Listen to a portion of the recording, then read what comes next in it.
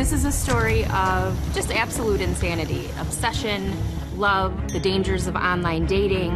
It is one of the most desperate love triangles I've ever seen.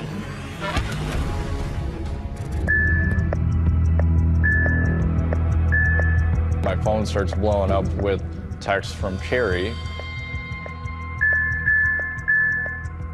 I hate you.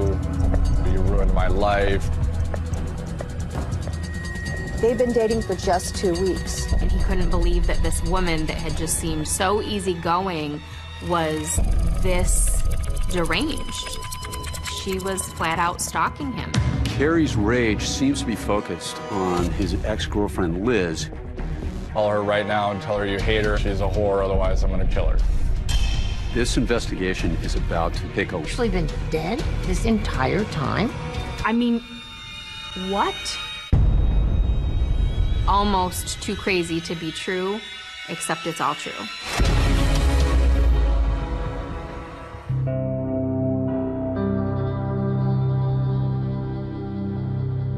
Council Bluffs, Iowa is a Midwestern city with a small-town feel. It has many hardworking people who are willing to help their neighbors, friendly people. It's a quiet, rural community. On the outskirts of the city, on the border near Nebraska, is Big Lake Park. The park is huge. It's almost 200 acres, and there are lakes, one filled with rainbow trout, hiking trails, and playgrounds. Big Lake Park was known to be a place that families frequented. It was very peaceful. But what happened here on a cold winter night in 2015 was part of a mystery that stumped police for years. Ran off into the woods, and then she felt it was safe. Council Bluffs police responded. They had a helicopter over, could not find a suspect. This was a shocking event to have occur, but no one was able to find this woman with a gun running through Big Lake Park. It's a mystery that started 3 years earlier, 10 minutes from Big Lake Park in Omaha, Nebraska, with a man named Dave Krupa. Dave Krupa was a 35-year-old mechanic. I was so fascinated by the fact that Dave Krupa was just a normal guy, a really nice guy. He wasn't the kind of guy you'd expect to find in the middle of a murder mystery. My name is Leslie Rule, and I'm an author. Leslie Rule was so intrigued by this story that she wrote a book about it called A Tangled Web. For fans of true crime, her last name might sound familiar. Rule is the daughter of legendary true crime author Ann Rule, who wrote the book The Stranger Beside Me about her friendship with Ted Bundy. Rule is carrying on the family tradition. Dave Krupa liked women. He made no secret about that, and he made no apologies. Dave Krupa was recently separated from Amy Flora, his long-term mate. They had 2 children together. They'd been together for 12 years. And he was on his own for the first time in a very long time. Dave Krupa moved to Omaha in 2012. He got a small, kind of sad single dad apartment, and he got a job at an auto repair shop there. I didn't know how to venture back into the dating pool. I'd been out of it for a long time, so I felt pretty rusty. I was sitting in an apartment by myself at the time with no furniture, so internet dating was the thing. That was the way to go. The first person Dave met on an online dating site was a woman by the name of Liz Gallier. Her full name is Shanna Elizabeth Gallier, but she went by her middle name, Liz. Liz was a single mother with 2 children, and her kids were about the same age as Dave's kids. She had a business, Liz's Housekeeping. Liz loved taking selfies and sending them to her friends. I thought Liz was very pretty. I was attracted to her right away, so then we set up a date. Dave's first dates with Liz were at a coffee shop, and they just sat and chatted. She was sexy, she was bright and shiny, and she was very engaging. They had a lot of fun together, they got along really well, and it was just a very casual thing. Dave was upfront. He absolutely did not want a commitment. He just wanted to have a little fun. And he was clear with every woman he met that that was the case. And Dave was starting to meet a lot of women. Mary, Kathy, Joyce, Beth, Margaret, Sandra. If the chemistry was there and the woman was willing, Dave was more than happy to explore a sexual relationship. So I was kind of going wild, just, you know, being free for the first time in a long time. When Dave's outlook on casual hookups changed when he met somebody the old-fashioned way, face-to-face in a chance encounter. 6 months after I met Liz, I'm at the counter managing the shop, and I'm the person greeting customers when they come in, and an extremely attractive woman walks in the door. It's a woman named Carrie Farver. She brought her Ford Explorer into his shop to be worked on, and she was beautiful, a light-hearted air about her. When we looked at each other, there was a little spark. You know, we both smiled. You know, you feel that sometimes. Carrie Farver was a 37-year-old single mother to a 14-year-old son. She was a computer programmer at a big firm in Omaha. She's showing me something inside the vehicle, and we're standing there, and we're very close, you know, within a couple inches of each other, and there's some tension. Carrie talked to me about meeting Dave, and she was like, you know, this guy, totally not my type, but there was just something there. Then a few days later, he came across her profile on the same online dating site that he had used when he met Liz. So Carrie and I ended up going to Applebee's for our first date. We hit it off. As we're getting up to leave, I asked Carrie if she wanted to come over and hang out. And she said yeah. So we went back to my place. We shared a kiss. And then it got a little hotter and a little heavier. And then Carrie stopped and said, okay, if we're gonna do this, and this implying sex, that's all it is. You're not my boyfriend, I'm not your girlfriend. I felt like I hit the jackpot with that. I couldn't have wrote it better. One slightly awkward thing, the night of Dave and Carrie's first date, Liz Gollier came by Dave's apartment to pick up some things that she'd left there. I walked Carrie out the front door, and she walked right by Liz, and they probably saw each other for 6 seconds. It was just a brief encounter, maybe 10 seconds or less, but this encounter would go on to have lasting ramifications for all three of them. Carrie didn't seem at all bothered by her encounter with Liz. In fact, she didn't even mention it when she visited with her friend Amber. She said that during the date she had fun and that she laughed a lot and hadn't laughed like that in a long time, and she didn't know what would happen, but it was working right now. Carrie's job happened to be right around the corner from where I lived versus an hour from where she lived. She had a big project coming up at work. She was working very late hours. Dave offered for her to stay at his house so that she wouldn't have to make that commute back and forth. I mean, at this point, I've known her 2 weeks and she's got a key to my apartment. I was feeling pretty comfortable with her. November 13th, 2012, Dave wakes up and gets ready for work, and about 6:30 a.m. he leaves for work for the day. I give her a kiss and I say, I'll see you later. When Dave said goodbye to Carrie that morning, he had absolutely no idea the nightmare that his life was about to turn into. My phone starts blowing up with texts from Carrie. I hate you, you ruined my life, what is going on? I was blown away.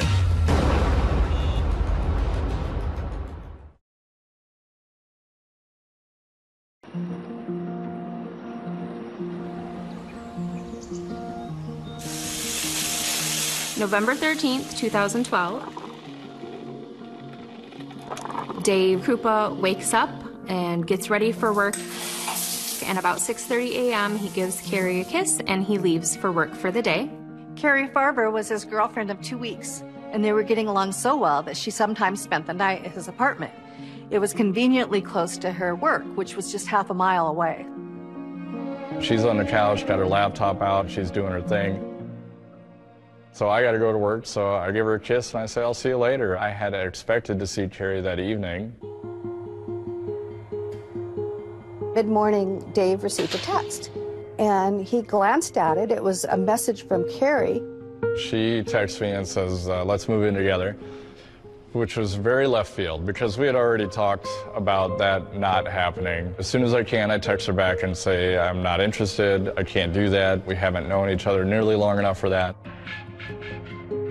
And almost immediately I get a message back that says, fine, I hate you, I'm dating someone else, I don't want to see you anymore, you know, go away, lots of profanity. I didn't know what to think. I was blown away. She just changed very quickly from the fun and happy person that he had known just that morning. It was a day, maybe a day and a half of radio silence, and then my phone starts blowing up with texts from Carrie along the lines of, I hate you, you ruined my life, you're a terrible person. I thought, okay, I don't need this in my life. I dodged a bullet. They'd been dating for just 2 weeks, and he figured that maybe she'd been putting on an act, and she wasn't who he thought she was. So who was Carrie Farber? She grew up in this small town called Macedonia, Iowa. Macedonia is a very small town. It's a very nice place to raise kids because you can let your kids walk down the street without worrying. They can ride their bikes around town, and just a friendly place to live. Carrie was very close to her mother, Nancy. They talked every day. She had a lot of friends. She was very gregarious. By all accounts, Carrie lived fully. When you look at the photograph, she's vivacious. Her hairstyles are constantly changing. She's experimenting with her look and with her life. You noticed Carrie when she walked into her room. She had a laugh, she had a smile. You were drawn to her. In an interview that Carrie did with her local paper for her high school graduation, she said she wanted to be known as always having a smile on her face and for being a little bit crazy. And all of her friends and family say Carrie was whip smart. Early on, she was, I mean, even in high school, I remember Carrie being amazing with numbers and computers. There was a turning point in Carrie's life when she was 22 years old and got pregnant. The relationship with the father didn't work out, and Carrie became a single mom. She decided she was going to bring the baby up by herself. She was going to have that baby no matter what and be the best mom she could be. Max was always at the forefront of what Carrie did. He was her number one. She just doted on him all the time.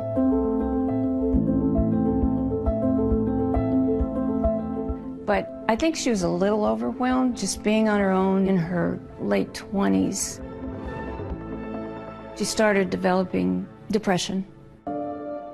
Carrie had been diagnosed in her 20s with bipolar disorder.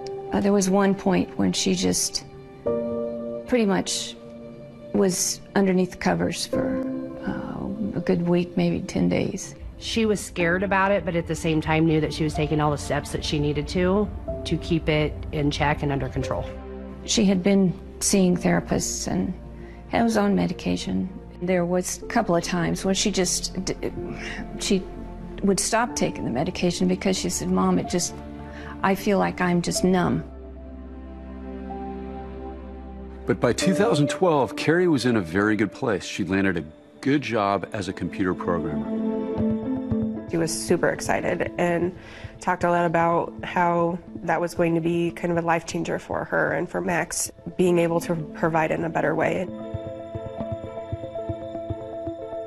Max was just going into high school. Carrie was so excited about classes he was taking and the sports that he was playing. Ride the wave, Max. She was his cheerleader. There's some video of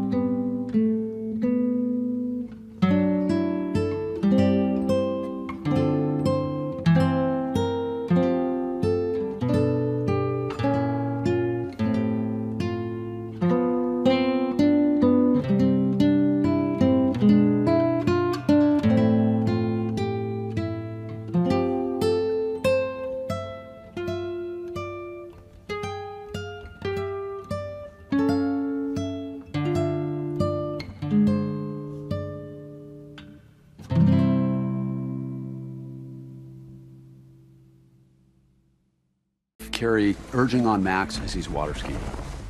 Carrie also had a new guy she was dating, Dave Krupa. In November, Carrie asked her mother, Nancy, to keep her son Max for a few days while she stayed with Dave so she could be closer to work. Right around the same time that Dave got the text from Carrie asking to move in, Carrie sent a text to her mother, Nancy. I started getting text messages that said that she was taking a job in Kansas, which totally threw me. When I said something to Max about it, he said, well, she had kind of looked at a job down in Kansas. He thought possibly there was a job down there she went to. So I texted her back, and she would not call me and talk to me. Normally I would talk to her at least once a day. It was starting to concern me that she wasn't calling me. But Nancy figured she'd see Carrie soon because Carrie's half-brother was getting married in just a few days. Her son Max was to be an usher, and she promised Max that she would return for the wedding. I was needing to know when she was going to pick up her son to go to this wedding. She wasn't answering me. Carrie didn't show up to pick up Max, and she didn't call. Everybody was stunned. That was the final straw for Nancy. That's when I reported her missing. I called the sheriff's office, and they had somebody come out, and they took my report. Nancy mentioned to the police that Carrie had been diagnosed as bipolar. I said, well, yes, she was on medication. The police jumped on that and said when somebody who's bipolar stops taking their meds, sometimes it can start some really erratic behavior.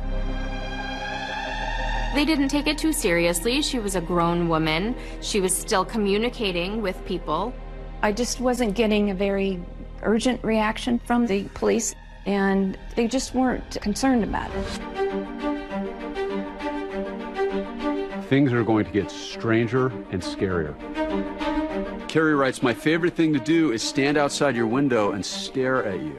Don't know how many times I changed my phone number. She was no longer just ranting at a boyfriend that things didn't go well with. She was flat out stalking him. What do you do when somebody invades every space of your life? This man's life is about to become terrifying.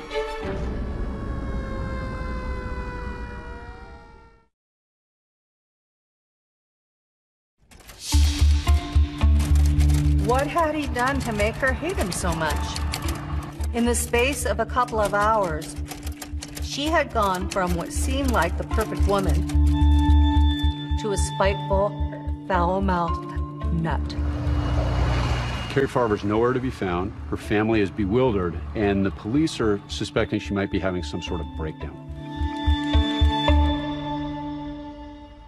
As for Dave Krupa, in the days since receiving her first bizarre text messages, he receives a barrage of angry messages. She started texting him a bunch of profanities, calling him names, telling him she hated him. They were bad, and they were just all about how bad of a person I am. Carrie was acting like a woman scorned. Her messages were filled with jealousy and rage. Carrie's rage seems to be focused on his on-again, off-again ex-girlfriend, Liz, who he had dated before Carrie. Which is confusing to Dave, because Carrie seemed to be so unaffected by her first interaction with Liz. And Carrie is contacting Liz directly, too. Liz gets into contact with me and says that now Carrie is harassing her via text and email. She was very upset. She wanted to know how this woman that she just had this chance encounter with at Dave's apartment got her phone number, got her email.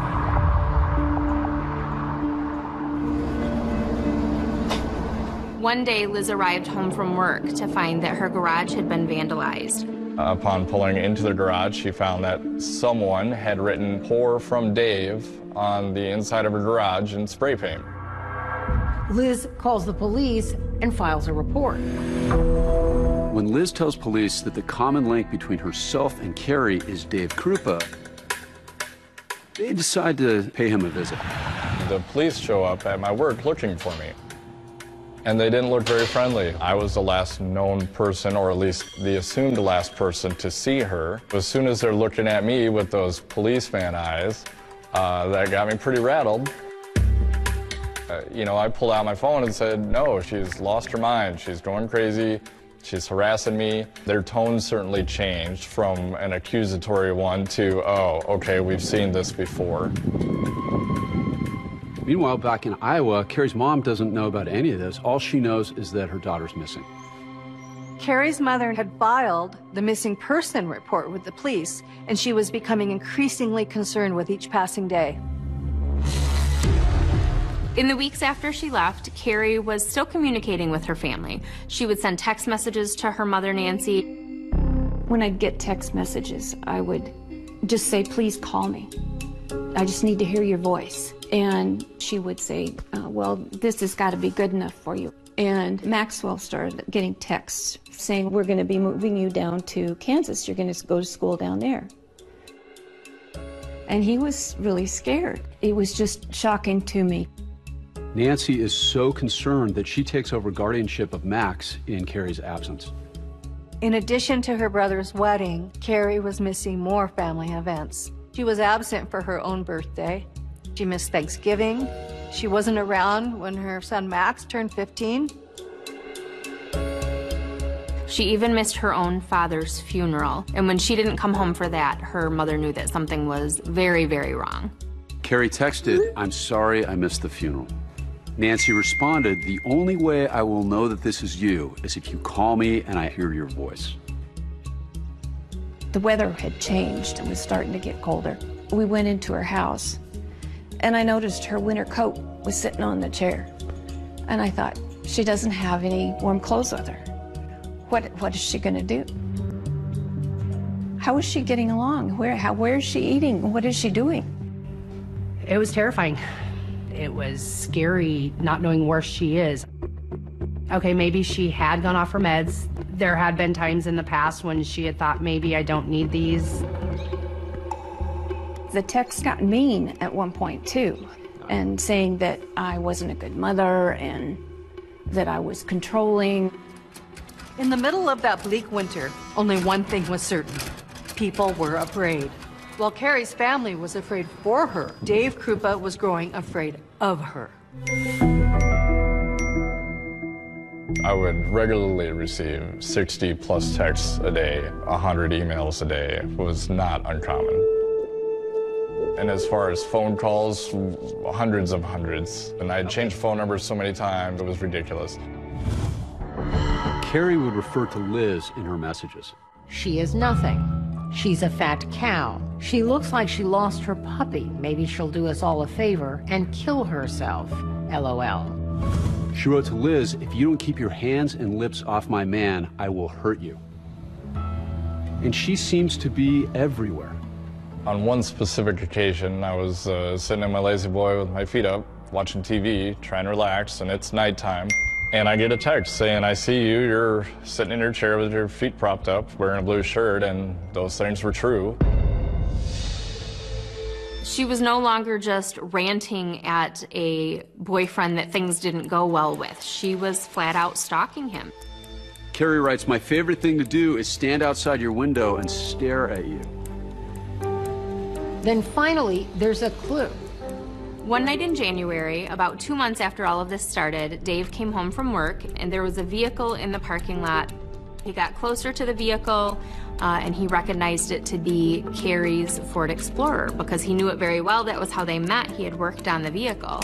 So I took a picture of the license plate, sent it to the police. He had no idea at the time how big of a piece of evidence this would turn out to be.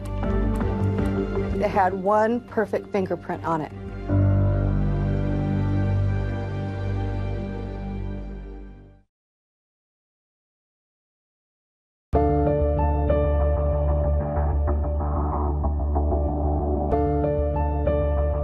In the weeks following Carrie Farver's disappearance, police in 2 different states are trying to find her, but for 2 totally different reasons.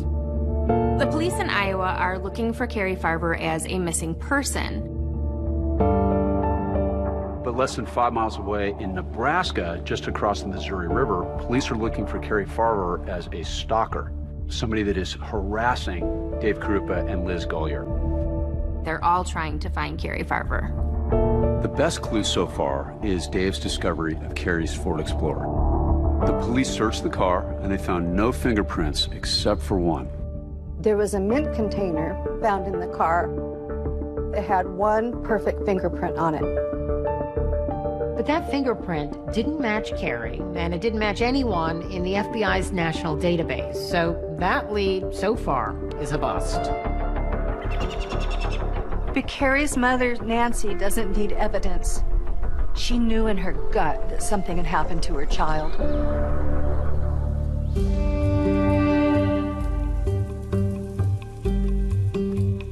I'd lay awake at night because every kind of scenario was going through your head as to what had happened.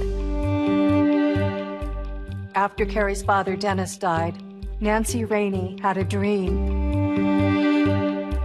And he appeared in that dream. I had a very, very, very vivid dream that Dennis had come to me.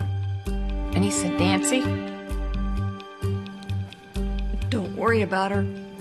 She's with me." But of course, I was always kept hoping that we'd find her, that she was okay.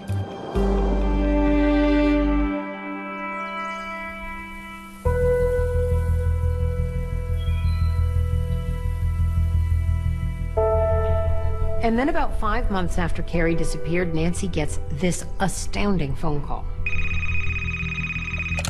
I get the call from a gentleman that says that Carrie is at this Siena Francis homeless shelter and that she wants you to come pick her up. My heart just started. I was shaking, and I thought, oh my God, we're gonna bring her home. She's gonna be okay. This was the first big lead they had since the finding of Carrie's vehicle that they thought might lead to finding her. So we go over there and we meet up with the investigator. The police had met them there, and they asked Nancy to wait in the car while they went in. And they came back out a few minutes later shaking their heads. Carrie wasn't there. It was such a letdown, and I was just devastated. I get this raising my hopes, and then it's dashed again. Carrie's friend Amber also got a message from Carrie saying that she finally wants to come home.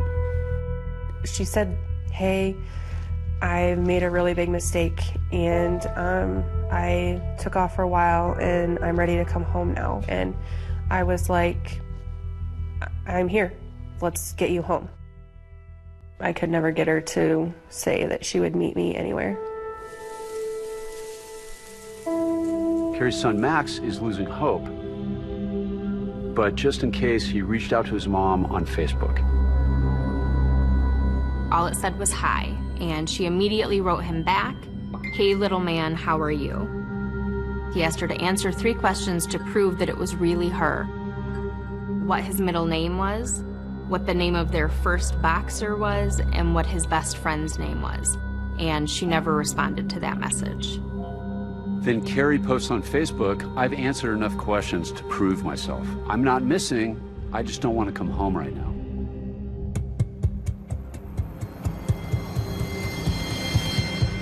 Meanwhile, the stalking of Dave Krupa and Liz Gollier has been escalating.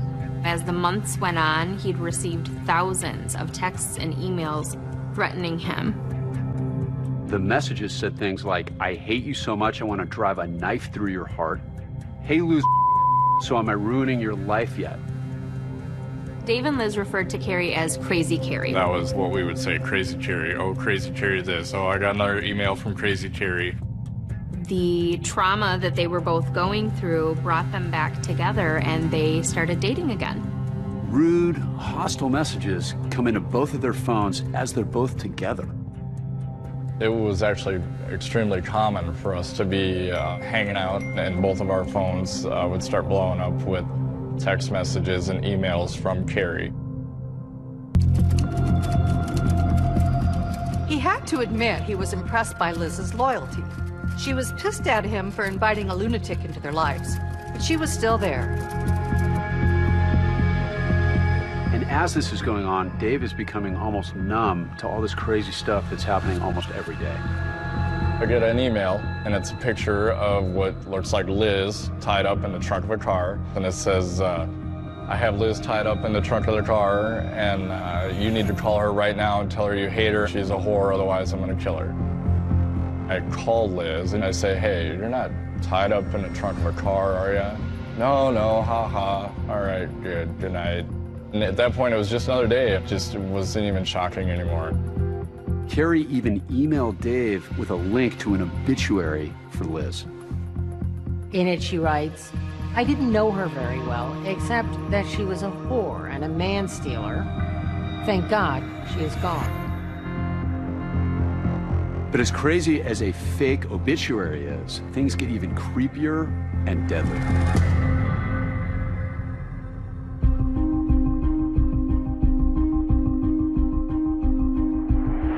I get a call from Liz, frantic, freaking out. My house is on fire. Including 2 dogs, a cat, and a snake, and they all were killed in this fire. I felt very bad for Liz because I felt like I brought this crazy person into her life. 2 months later, Carrie strikes again. Tripped out. I mean, this is my job, and this is on a main street. Dave became a nervous wreck. He purchased a gun. He was always on edge. It makes you paranoid. You can't rest, you can't relax. You're always wondering when something else is going to happen and if it's going to escalate. We were in bed, getting ready to go to sleep, and the next thing I hear sounded like a gunshot.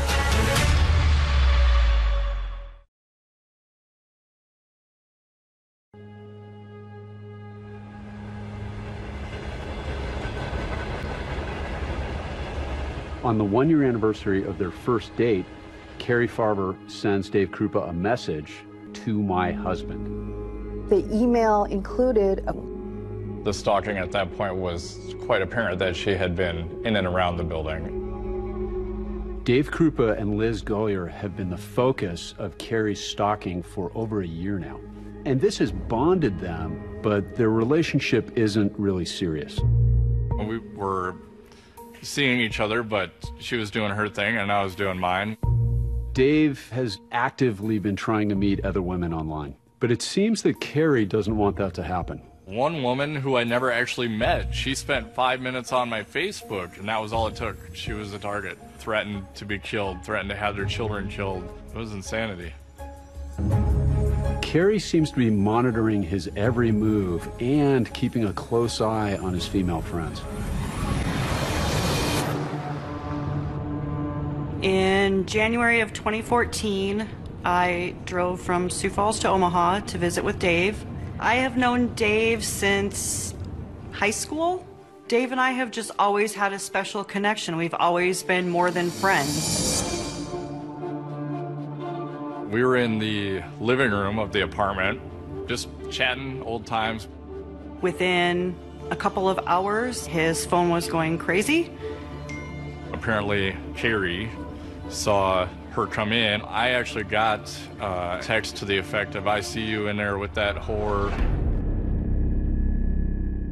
He told me that he was having issues with an ex that was stalking him. A few hours later, we were in bed, getting ready to go to sleep, and the next thing I hear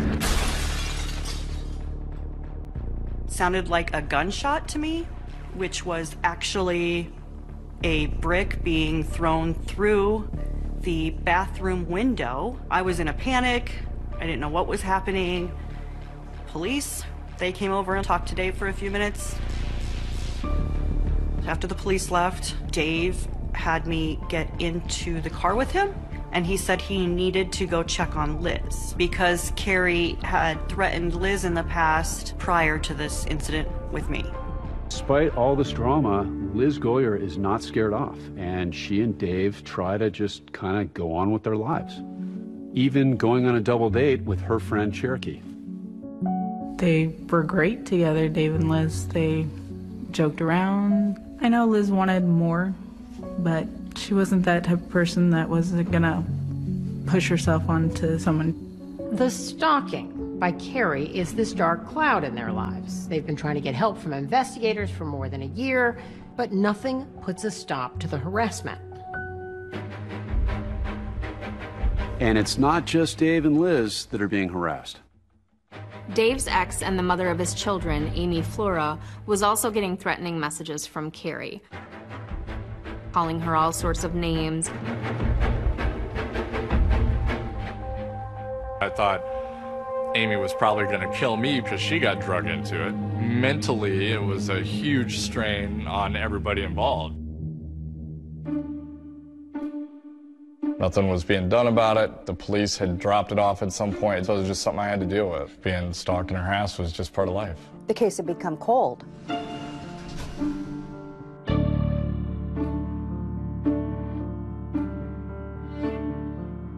Detectives Ryan Avis and Jim Doty worked at the Pottawatomie County Sheriff's Office in Council Bluffs. Neither Avis nor Doty had actually been working on the case of the missing Carrie Farver, but they'd been aware of it in the police department. We'd heard about the case. It was kind of water cooler talk around the office. It intrigued us because it was a single mom who was very into her kid and family, and it just didn't make sense to us that she just vanished. Is there more to it, and is there something else that we're not seeing? It was something that we were both interested in just talking about it, but we didn't have the case file. You don't usually go and volunteer for a case, but in this intrigued us enough that we asked, hey, can we take a look at it and see if we put a fresh new look on it? Doty and Avis asked their superiors if they could take another look at the Carrie Farver case. And so they began looking at it from a new angle. Jim's gonna work it like she's dead, and I'm gonna work it like she's alive. I'm gonna try and prove every which way I can that Carrie is still alive and is out there, and Jim's gonna try and prove every which way that she is not. Carrie's checking account had no activity. It's not normal for adults to just up and leave and literally spend no money, no one's seen them, and no one's heard their voice. It just didn't make sense. And one of the things about these text messages, they don't look like they're written by Carrie. They're filled with spelling errors and grammatical errors. And her mother said Carrie never would have sent messages like that.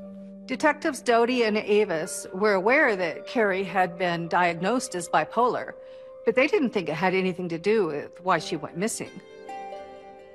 How many people in the world are bipolar and they don't just go missing for no reason, whether they take their meds or don't take their meds? And life had been good for Carrie Farver. In fact, it had never been better. She had a good income, a good house. I had come to the conclusion that I could not prove she was actually alive. This is a turning point in this because they start to contemplate the idea, could it be that she's actually been dead this entire time? So if Carrie Farver was dead, what happened to her after she left Dave's apartment on that early morning 2 years before? The decision made by Doty and Avis to reopen the case would be a true turning point. If not for Detectives Doty and Avis, chances are this case would never have been solved. They smelled a big fish, a big problem, something really weird. This investigation is about to take a left-hand turn that nobody saw coming, that is mind-boggling. Everything you thought you knew was a lie.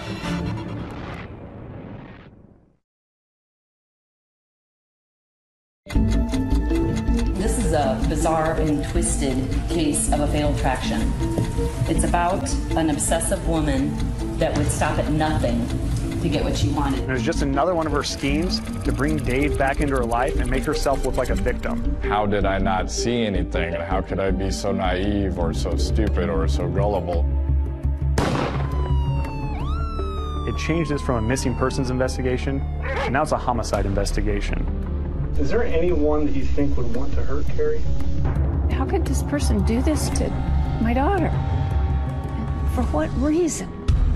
The key to the case is figuring out if Carrie is not alive, who has been actually sending these messages to Dave and to Liz. This isn't good.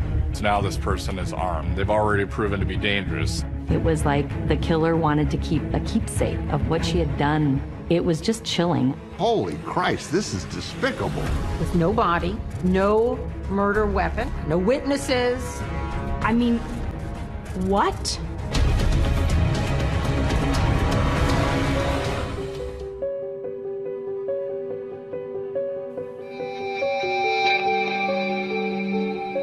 By the spring of 2015, 37-year-old single mom Carrie Farver has been missing for over 2 years. Nobody has seen her and nobody has heard her voice. The only sign of her was through texts and email.